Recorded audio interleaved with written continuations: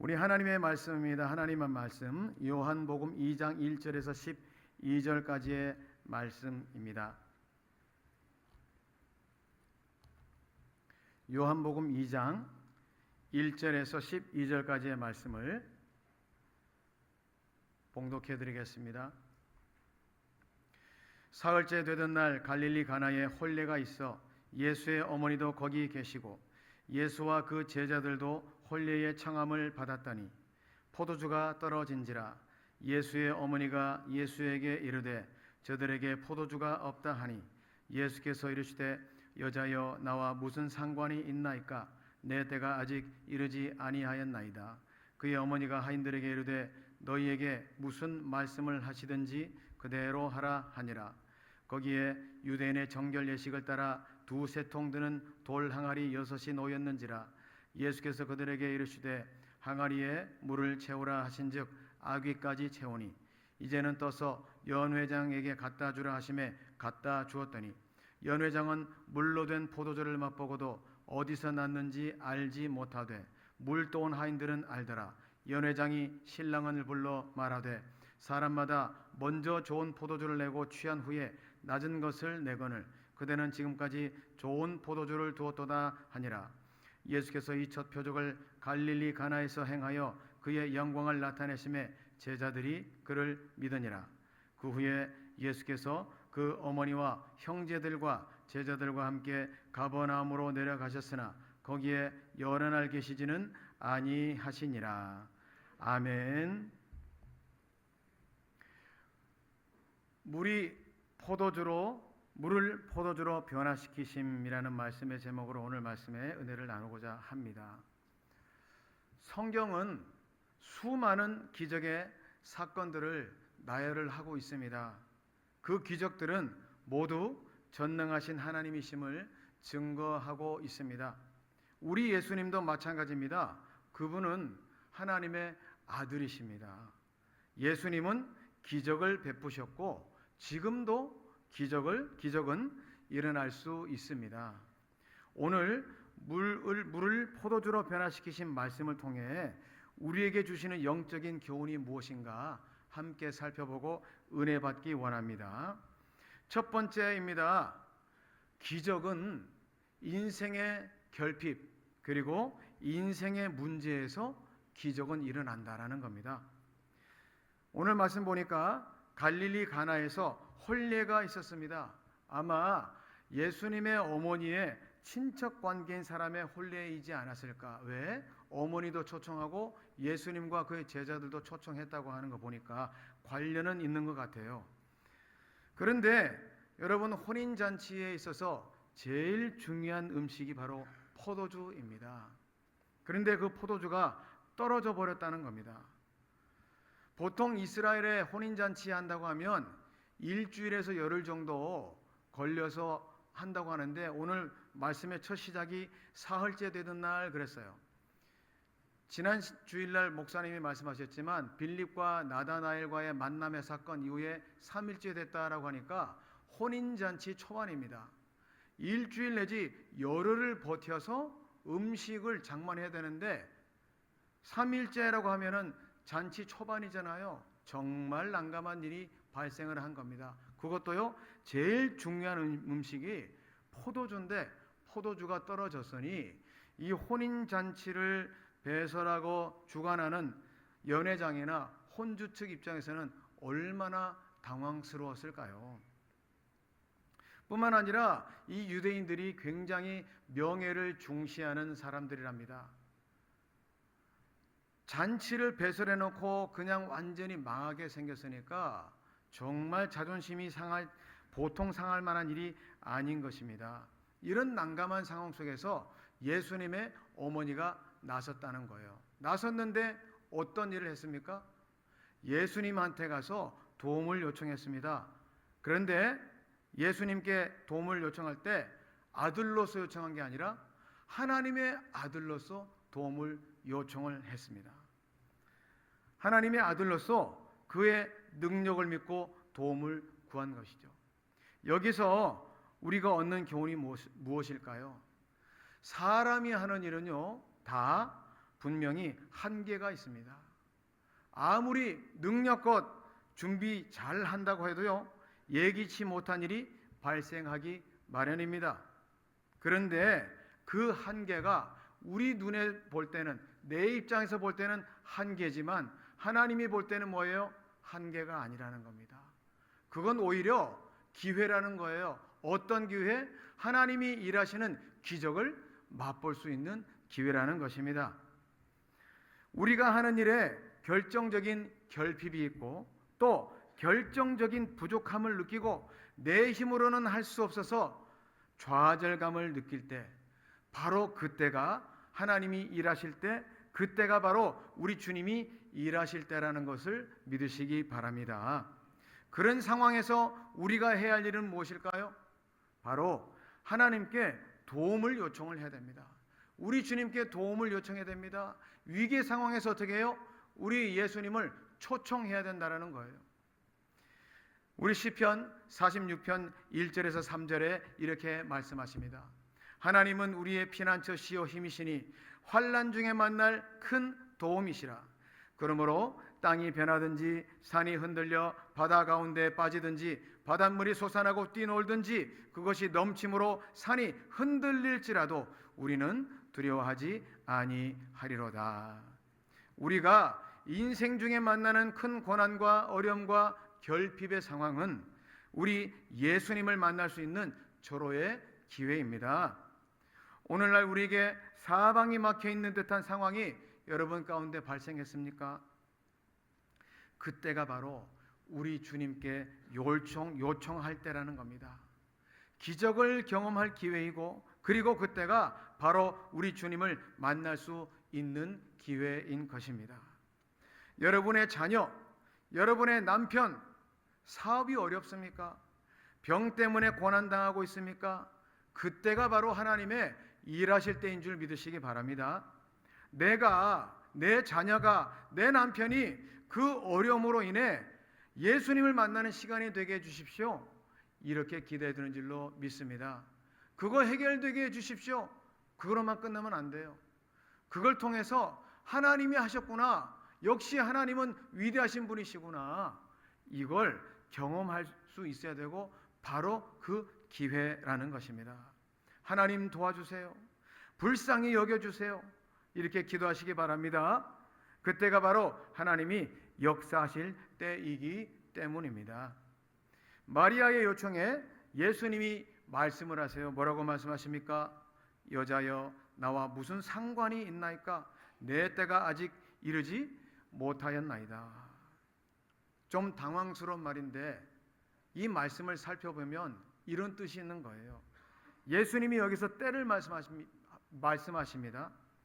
예수님은 우리의 기도를 들으시고 또 기적을 베푸시지만 그분의 때가 있어요. 내 때에 맞추는 게 아니고요, 하나님의 때에 그 일을 행하신다라는 겁니다. 그래서 우리는 어떻게 생각해야 될까요? 하나님의 때를 생각해야 돼요. 그 때를 바라보아야 하는 거예요. 그리고 예수님이 말씀하십니다. 나와 무슨 상관이 있느냐 그래요. 여러분, 하나님의 일하심은요, 나와 그분과의 관계도 관련이 있는 겁니다. 하나님과 상관없이 이루어지는 기적은요, 다 이루어지고 난 다음에 하나님이 없어요. 예수님과 관계가 없이 진행되는 기적은, 일의 성사는 예수님과 관계가 없어요. 나와 하나님과의 관계가 어떻게 되었는지를 돌아볼 수 있어야 됩니다. 그런다면 기적은 일어난다는 것입니다. 그런데 그게 있으면 어떻게 해요? 그저 행운인지 내가 재수가 좋은 사람이야, 그러고 말 수도 있잖아요. 하나님께 도움을 요청하고 이거 정말 하나님이 하신 거구나 깨달을 수 있도록 하나님이 그분의 때까지 기다리시기도 하는 겁니다. 그래서 어찌 보면 우리 주님은요, 우리의 문제를 우리가 구하기를 기다리고 계실 수도 있는 겁니다. 마태복음 11장 28절 너무나 잘 아는 말씀이시죠. 수고하고 무거운 짐진 자들아 다 내게로 오라, 내가 너희를 쉬게 하리라. 예수님 오라 그러세요. 무거운 짐을 졌으면 돌아다니지 말고 나에게 오라고 예수님 말씀하십니다.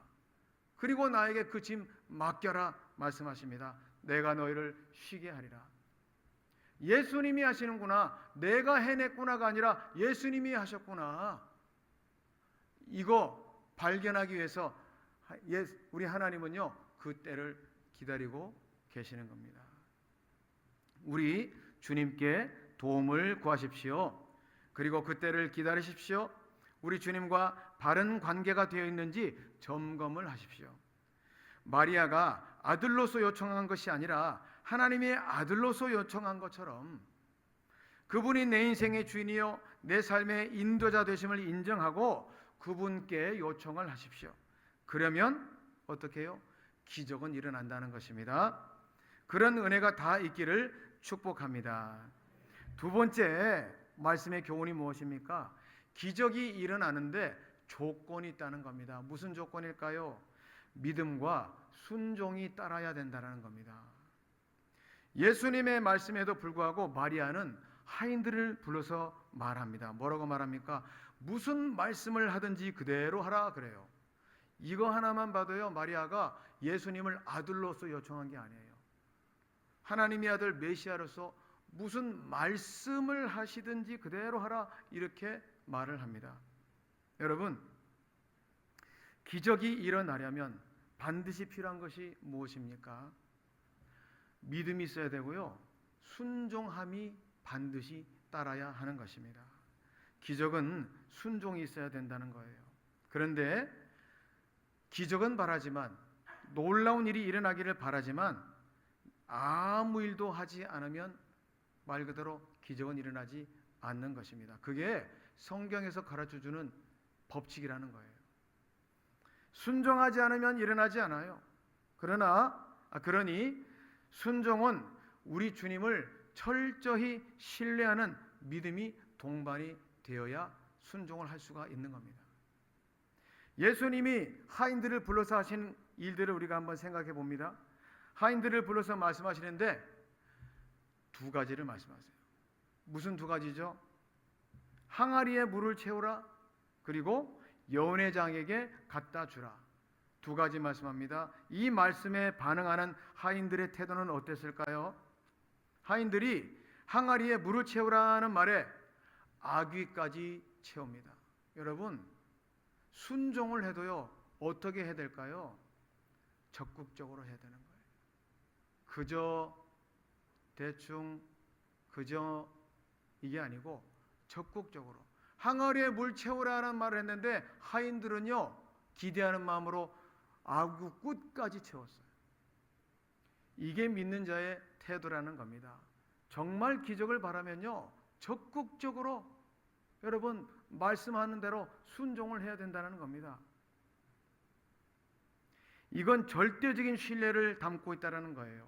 기적은 말씀이 주어지고 그 말씀에 대한 우리의 태도와 반응에 달려있음을 명심하시기 바랍니다. 그러니 주의 말씀을 잘 듣고 하나라도 빼놓지 않으려고 노력해야 돼요. 그래야 적극적으로 그대로 할 수가 있죠. 하인들의 두 번째 태도입니다. 예수님이 그것을 연회장에게 갖다 주라 그래요. 떠서 갖다 주라 그래요. 어디에다가 떠서 갖다 줄까요? 포도주 틀에다가 떠서 주라는 거예요. 그러면 연회장이 받을 때 이게 뭘로 알겠습니까? 물로 알까요? 아니요. 포도주구나 하고 갖고 온 거 받았을 거예요. 하인들은요, 이게 포도주가 될 것을 믿고 갖다 준 겁니다. 그냥 물 한 바가지 준 게 아니고. 여러분, 이거 생각해 볼 수 있지 않을까요? 물을 채우라, 이건 할 수 있어요. 근데 그걸 포도주로 알고 갖다 주는 거는 다른 문제죠. 믿고 갖다 준 거예요? 또 뭐예요?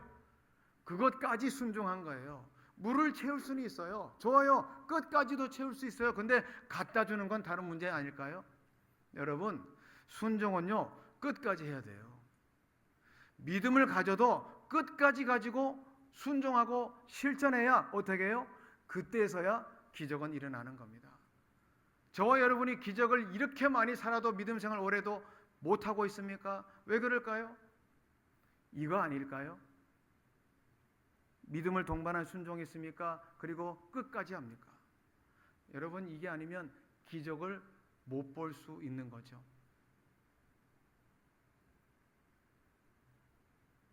아람의 군대장관 나아만에게 나병이 낫기 위해서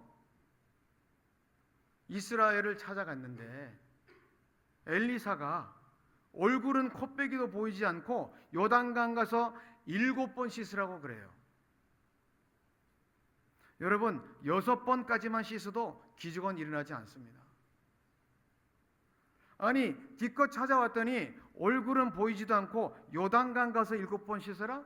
아니, 내가 사는 다메섹에 있는 강들이 요단강보다 훨씬 깨끗해. 그런데 그보다 수질이 안 좋은 요단강에 가서 씻으라고? 그것도 7번씩이나 뭐 하자는 거야? 그럴 수 있잖아요. 그런데 뭐예요? 7번 씻으라고 할 때 7번까지 들어갔다 나왔다 하는 동안에 얼마나 많은 생각이 들었을까요? 이거 왜 하는 거야? 이거 맞는 거야? 기분 나빠. 그런데 뭐예요? 다 내려놓고 그 말씀에 믿음을 동반해서 기반하여 어떻게 해요? 7번까지 다 채우고 나니까 깨끗이 낫는 기적이 일어난 것입니다. 우리 주님이 우리에게 원하시는 태도도 똑같다라는 겁니다. 끝까지 순종하고 끝까지 우리 주님을 신뢰하는 그 태도를 유지하시기 바랍니다. 그럴 때 하나님의 일하심, 하나님의 기적이 성립이 될 수 있습니다. 우리가 지나가다 보면은요, 건축물들 많이 봐요. 그런데 건축물이 짓다가 만 건물이 있어요. 여러분 어떻게 보이실까요? 그거요, 흉측해요. 돈 문제가 있어서 그런지 뭐가 문제가 있어서 그런지 짓다가 마는 거는요, 녹이 슬고 물이 흘러내리고 차라리 안 짓는 게 낫지 왜 짓다가 말아. 여러분요, 순종은요 끝까지 해야 되는 줄 믿습니다. 여러분의 믿음의 집, 여러분의 순종의 집을 완성하시기 바랍니다. 그래야 기적은 일어나는 것입니다. 새로운 포도주가 나타났습니다. 연회장에게 갖다 줬더니 연회장이 맛보고 기분이 좋았다 그래요. 왜 그랬을까요? 지금까지 맛보지 못한 포도주야. 아니, 이게 어디서 났지? 여러분, 무엇을 말씀하는 걸까요? 포도주는 성경에서 기쁨을 상징합니다. 그런데 이전에 맛보지 못한, 지금까지 세상에서 보도 경험해보지 못한 포도주의 맛을 연회장이 맛본 거예요.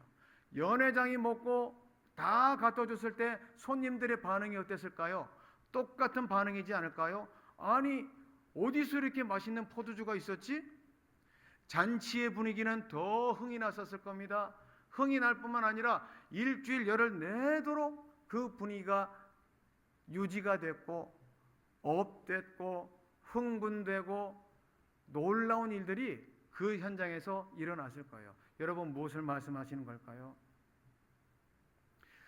인생 가운데 예수님으로 인해 우리 하나님이 내 인생 가운데 행하신 일들을 경험한 사람은요, 이전과는 다른 인생 산다는 겁니다. 그전까지 알지 못했던 윤택함이 그 인생 가운데 나타나는 거예요. 그전까지도 경험하지 못한 만족함이, 진짜 만족함이 거기서 나오는 겁니다. 그전에 알지 못했던 진짜 평강이 그제서야 나타난다는 거예요. 왜요? 그 인생 가운데 예수님이 개입하셨거든요. 이런 은혜가 있습니까? 아멘입니까? 이게 아멘이 돼야 된다는 거예요. 교회는 다니는데 예수님 못 만났어요. 이런 기적이 없는 거예요. 그러면 항상 똑같지 않을까요? 여러분 인생 가운데, 여러분 포도주가 이 기쁨을 의미하는 것처럼 우리 인생 가운데 진정한 기쁨의 원천이 누구입니까? 예수님이십니다. 진정한 만족은 예수님께 있어요. 진정한 평강은 예수님께 있습니다. 와서 앉아 있는데 예수님을 못 만나고 예수님을 구하지 않고 다른 데서 찾는다면 여러분, 성경에서 말씀하시는 만족과 참 기쁨, 그리고 더 윤택한 삶, 없다는 거예요. 성경이 그렇게 말씀을 하고 있다는 것입니다. 그래서 여러분의 인생 가운데 예수님을 초청하시기 바랍니다. 여러분의 삶의 매 순간, 어려운 순간마다 어떻게 해요? 예수님을 초청하시기 바랍니다. 그리고 그분께 도움을 요청하십시오. 그리고 그분의 기적을 통해 영원한 기쁨, 평안, 만족을 맛보시기 바랍니다. 인생이 달라집니다. 계속해서 우리가 살펴봅니다. 9절의 말씀을 우리가 한번 다 같이 읽어보겠습니다. 9절, 2장 9절 시작. 연회장은 물로 된 포도주를 맛보고도 어디서 났는지 알지 못하되 물돈 하인들은 알더라. 연회장이 신랑을 불러.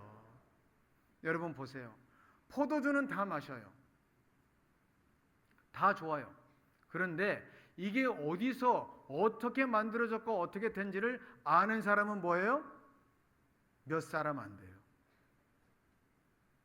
이거 심각한 거죠. 연회장이 맛보고 이걸로 다 주지만 실상 이게 어디서 왔는지 몰라요. 그런데 누구는 알아요? 하인들은 알아요. 왜 하인들이 알까요?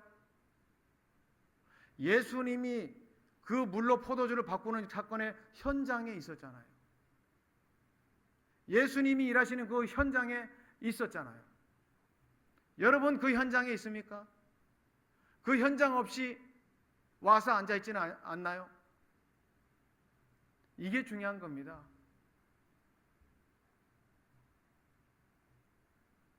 하인들은 이게 예수님이 베푸신 기적이라는 걸 알았어요. 예수님이 개입했더니 이 잔치 분위기가 바뀌었다는 걸 하인은 다 알고 있었다는 겁니다. 우리의 신앙생활이 어떻습니까? 우리의 믿음의 실체가 어떠냐고요. 우리가 믿음의 실체를 알고 하는 사람이 있고요, 피상적으로 믿는 사람들이 있다는 겁니다. 교회는 다녀도 믿음이 없이 다니는 사람이 너무 많아요. 기적을 못 믿어요. 말씀을 못 믿어요. 지금 기적이 일어나고 있는 것도 못 믿어요. 예수님이 살아 역사하시고 지금도 기적을 베푸실 수 있다는 것을 믿지 못한 채 믿음 생활을 하고 있다는 겁니다. 여전히 그런 상황이라고 한다면 우리는 주님으로 인한 진정한 기쁨이요 만족이요 평안 결코 맛볼 수가 없는 것입니다. 막스 러너라고 하는 사람이 이런 말을 했답니다. 여러분 잘 들어보십시오.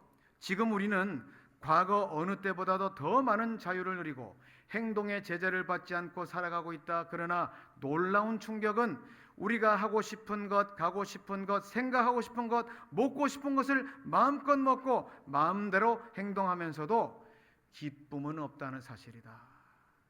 여러분 뭐예요? 겉으로 볼 때 다 가지고 있고 다 누리는 것 같아도요, 진정한 만족, 평강, 기쁨은 없는 것이 현 시대의 사람들이라는 겁니다. 정확하게 지적한 겁니다. 왜 그럴까요? 예수님이 없이는 진정한 평강이 없어요. 여러분 가슴에 넣고 손을 넣고 솔직하게 생각을 해보세요. 여러분 정말 만족하고 살고 있습니까? 돈 원하는 대로 벌었다고 만족함이 있습니까? 아니에요. 예수님이 없는 인생은요, 만족함이 없어요.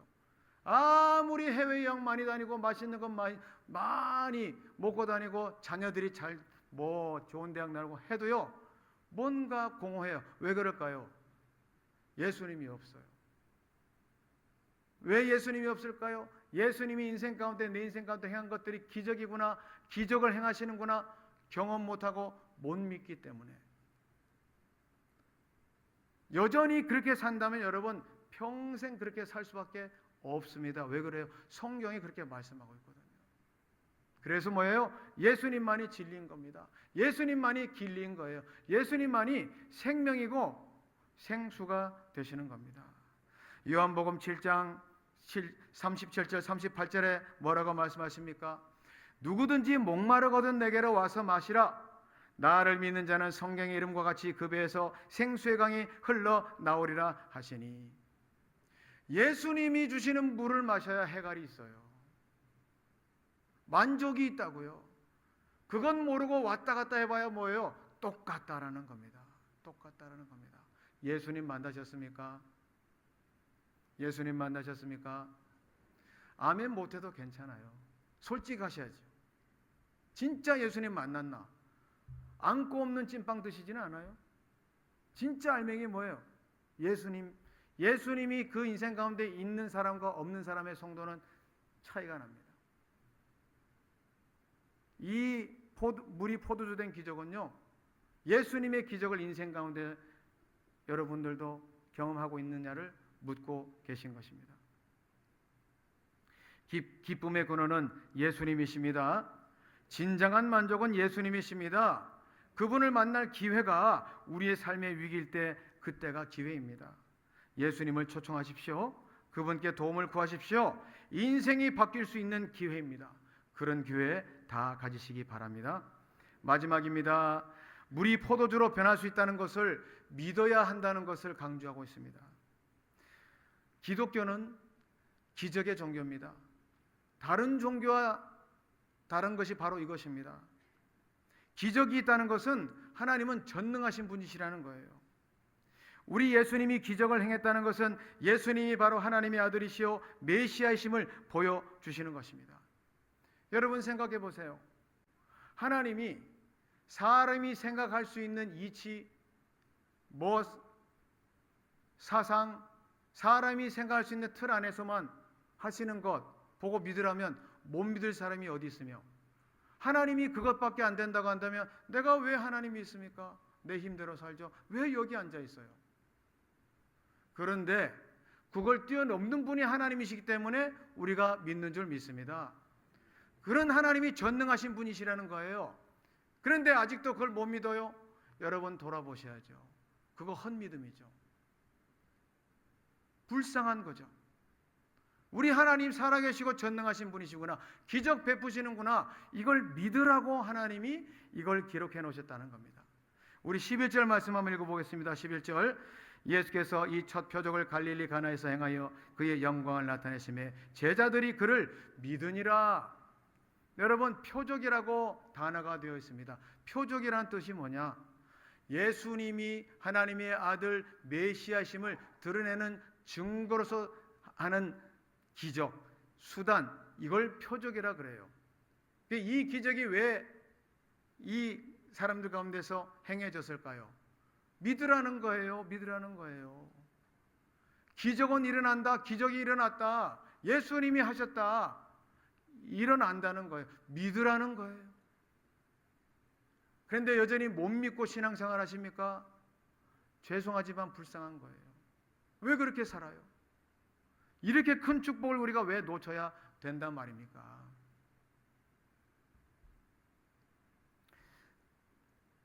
이 표적을 통해 제자들이 믿었다 그랬습니다. 제자들이요, 그냥 실체 없이 예수님 따라다니는 게 아니라 기적 보고 진짜 예수님 메시아구나, 이거 알고 따라다니게 한 거예요. 우리 역시 마찬가지입니다. 하나님 진짜 살아계시는구나, 위대하신 분이시구나, 우리 예수님 전능하신 구세주 되시는 분이시구나, 믿고 따라야 될 줄로 믿습니다. 제자들에게 믿음이 생겼습니다. 저분이 진정 하나님의 아들이시구나, 저분이 진정 우리를 어둠에서 빛으로, 죽음에서 생명으로 바꾸실 수 있는 분이시구나, 그 믿음이 생겼다는 거예요. 이 믿음이 제자들에게만 요구가 될까요? 하나님은 지금 우리에게도 이걸 요구하시는 겁니다. 믿음이 필요하다는 거예요. 여러분 와서 예배 드리는 것으로 끝난 게 아니라 믿음이 있어야 된다는 겁니다. 그리고 기적은 일어난다는 것입니다. 예수는 믿는데 기적은 못 믿는 사람이 있어요. 기독교는 다시 말씀드리지만 기적의 종교입니다. 사람의 생각과 지혜, 그 능력을 뛰어넘는 것이 바로 하나님이세요. 그러니까 그분이 전능하신 분이시죠. 홍해가 갈라지고 마라의 쓴물이 단물로 바뀌고 처녀가 남자 없이 아이를 임신하는 것, 그거 누가 해요? 하나님이니까 하신 거예요. 베드로가 물 위를 걸었다는 거, 물고기 2마리, 떡 5개로 5,000명이나 먹었다는 거, 그리고 죽었는데 다시 살아났다는 거, 이게 우리 예수님이 하나님의 아들이시기 때문에 하실 수 있는 분이십니다. 그것도 못 믿는데 여기 왜 앉아 있어요? 믿을 만한 거 찾아다니세요. 그러면 이것도 못 믿는데 내가 죽어서 천국과 지옥은 있는데 천국 간다 어떻게 믿어요? 기적은 있습니다. 아멘입니까? 지금도 기적은 일어날 수 있습니다. 여기서 우리가 마지막으로 살펴볼 게 뭐냐면 예수님이 하신 기적 첫 표적인데 물을 포도주로 바꾸셨습니다. 물이 포도주가 됐다는 걸 뭘 얘기하는 거예요? 본질적 변화. 아예 바뀐 걸 말하는 거예요. 예수님이 이런 능력이 있는 분이시라는 겁니다. 오늘날 진짜 기적은 뭘까요? 여러분, 사람 변하는 거 쉬울까요? 쉽지 않아요. 아시는 대로 정말 사람 변하기 어렵습니다. 변하더라도요, 어떻게 변하죠? 좋은 쪽에서, 나쁜 쪽에서 좋은 쪽이 아니라 좋은 쪽에서 나쁜 쪽으로 변질되기는 쉬워요. 그런데 나쁜 쪽에서 좋은 쪽으로 변화되는 것이 참 쉽지가 않죠. 그런데 오늘 말씀 보니까 뭐라고 그래요? 예수님에게는 불가능이 없습니다. 아멘입니까? 세상의 물이 포도주로 변해요. 맛있는 포도주로 변해요. 예수님이니까 가능하다는 겁니다. 자기 가치관에 둘러싸여서 자기 신념에 맞지 않는 사람은 다 달려들어서 죽이려고 살개가 등등했던 사울이 예수님을 위해, 복음을 위해 목숨을 바치는 대사도로 바뀌었습니다. 약삭 빠르고 돈밖에 모르며 돈에 있어서는 냉혈한이고 남이 욕하든 말든 남 눈치 안 보고 자기 고집대로 살던 삭개오가 자기 재산을 다 털어서라도 자신의 지난 과거의 가오를 다 책임질 줄 아는 그런 사람이 되었습니다. 그게 뭐예요? 오늘날도 가능하다는 것입니다. 그 이유가 무엇일까요? 예수님 만났기 때문에. 예수님을 만나면 그렇게 된다는 겁니다. 인생 가운데 예수님이 진짜 들어오면요, 사람 바뀔 수 있다라는 거예요. 그래도 내 남편은 안 바뀌어. 아니라는 거예요. 그것까지 믿으라는 겁니다. 아멘입니까? 여러분, 결국 사람 바뀌는 거 예수님 만나냐 아니냐에 달려 있습니다. 오늘 말씀처럼 우리는 삶의 고난 속에 예수님을 만날 수 있어요. 뿐만 아닙니다. 말씀 들으면서, 말씀 읽으면서 지금 이 자리에서도 예수님 만날 수 있어요. 그런데 중요한 건 뭐예요? 오늘 말씀처럼 도움을 구해야 됩니다. 예수님 도와주세요. 물이 포도주로 변한 것처럼 나도 변하게 해주세요.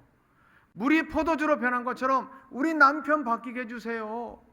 물이 포도주 변한 것처럼 우리 자녀 바뀌게 해주세요. 주실 줄로 믿습니다. 이렇게 하라는 겁니다. 여러분의 남편, 여러분의 자녀 바뀔 수 있어요. 그리고 여러분도 바뀔 수 있습니다. 어느샌가 냉랭해진 신앙, 떨어진 믿음, 더 이상 불가능해 보이는 내 미래 바뀔 수 있습니다. 예수님이 내 인생 가운데 있기 때문입니다. 그러나 우리가 기도해야 돼요. 본인이 못하면 그 주변 사람이, 아내가, 부모가 기도해야 돼요. 도움을 구하면 예수님은 능히 하실 수 있는 분입니다. 왜요? 그분은 메시아이시니까, 하나님의 아들이시니까. 이걸 믿으라고 하나님이 오늘 예수님이 이 표적을 보여주셨고 하인과 제자들은 믿은 것이고 이것을 오늘날 우리에게도 일켜주시는 것입니다. 이 믿음을 오늘 하나님이 저와 여러분에게도 원하십니다. 예수님이 말씀하셨습니다. 마가복음 9장 23절 말씀에 예수께서 이르시되 할 수 있거든이 무슨 말이냐, 믿는 자에게는 능히 하지 못할 일이 없느니라 하시니, 믿음을 가지시기 바랍니다. 우리가 실체 없는 것을 믿는 것이 아닙니다. 하나님이 안 보셔서 그렇지 계십니다. 예수님이 안 보셔서 그렇지 나와 함께 하십니다. 그리고 그분은 지금도 살아계셔서 기적을 베푸실 수 있습니다. 여러분 삶 가운데 결핍이요, 부족함이요, 절망이요 있습니까? 바로 그때가 하나님이 일하실 때인 줄 믿습니다. 이때 하나님 만나십시오. 이때 남편이 하나님 만나게 기도하십시오. 하나님 살아계십니다. 기적은 일어납니다. 우리가 함께 믿음으로 고백하고 기도하고 그렇게 삶을 살아갈 수 있는 저와 여러분 될 수 있기를 간절히 축원합니다. 우리 다 같이 일어나셔서 우리 이 찬양으로 함께 고백하고 기도하기를 원합니다. 날이 저물어갈 때, 빈들에서 걸을 때, 그때가 하나님의 때, 우리가 가사를 생각하고 믿음으로 함께 고백하며 나가도록 하겠습니다. 저물어갈 때, 빈들에서 걸을 때, 그때가 하나님의 때, 내 힘으로 안 될 때, 내 힘으로 안 될 때, 빈손으로 걸을 때, 내가 고백해 여호와 이래. 한 번 더. 날이 저물어갈 때, 날이 저물어갈 때, 빈들에서 걸을 때, 그때가 하나님의 때, 내 힘으로 안 될 때, 내 힘으로 안 될 때, 빈손으로 걸을 때, 내가 고백해 여호와 이래. 아멘. 주가 일하시네. 주가 일하시네. 주가 일하시네.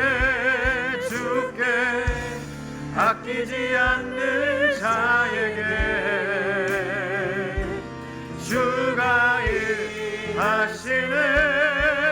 주가 일하시네. 신뢰하며 걷는 자.